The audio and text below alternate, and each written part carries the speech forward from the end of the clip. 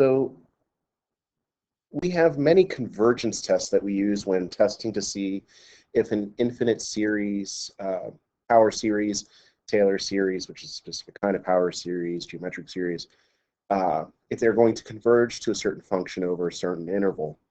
But we do have one test called the nth term test, which is actually a test for divergence. And that's really important to remember here is we are testing for divergence. This will not tell us if a series converges, only whether it must diverge. And even then, it doesn't catch all of the series that diverge. The reason that this is a nice one to know is this is a very quick test for a lot of different series. So this says that if we have an infinite series, if we do the limit as n goes to infinity on the term, that on our general term, then if that limit fails to exist or is not equal to 0, then the series must diverge. What this is really taking advantage of is our remainders. If you remember, in a Taylor series or a Taylor polynomial, the next term is always our error, our remainder. And so we said if the remainder is heading towards 0, then our series should be converging. Well, this is seeing, is our remainder heading towards 0? Now, the key here to remember is the way we phrased it with the limit is, if the series converged, the remainder had to go to 0. There are some divergent series where the remainder still goes to 0, but it goes so slowly that it does diverge.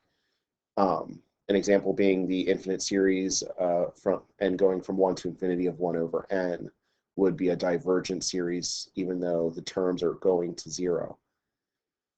So this just catches most of our divergent ones. And this is one I like to use if the general term looks like it would be an easy limit to do. If it's going to be tough, I'll go straight to some of the convergence tests rather than doing this divergence test. Now, one thing to remember, this will not tell us if a series converges. And I know that sounds real easy right now, but when you're in the middle of doing a problem, this is an easy thing to forget. So some quick examples with this.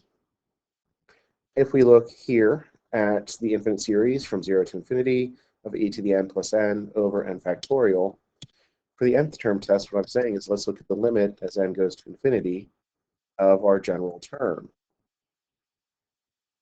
Now, one thing that we have discussed before is that exponentials grow fast, but factorials grow faster. So if we're thinking in terms of, well, I see a limit as n goes to infinity, so I can use an n behavior model, this would be equivalent to doing the limit as n goes to infinity. While on top, the factorial is definitely, or the exponential is growing much faster than the n. And on the bottom, there's only the n factorial.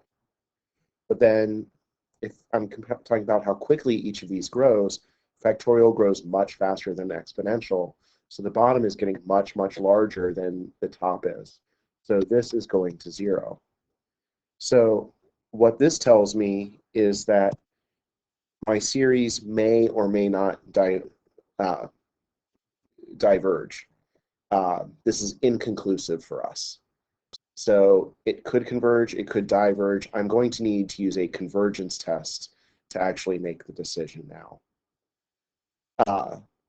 If I look at this other series, though, so oops, I should write this. This is inconclusive. We need another test.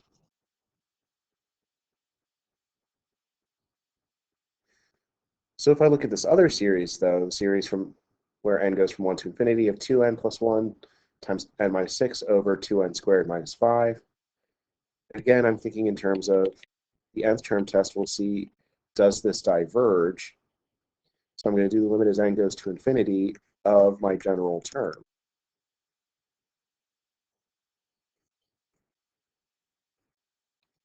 And again, I can think in terms of n behavior models because this is a limit as n goes to infinity. On top, if I were to multiply this out, this would be 2n squared minus 11n minus 6. Well, the 2n squared takes over on top.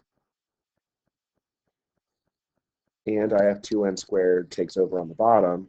Those wind up canceling, and this is going to equal 1. Now, this is what I was meaning by I do the nth term test if it looks like it's going to be easy. Because this limit did not equal 0, my series must diverge. And I have nothing else I need to do for it.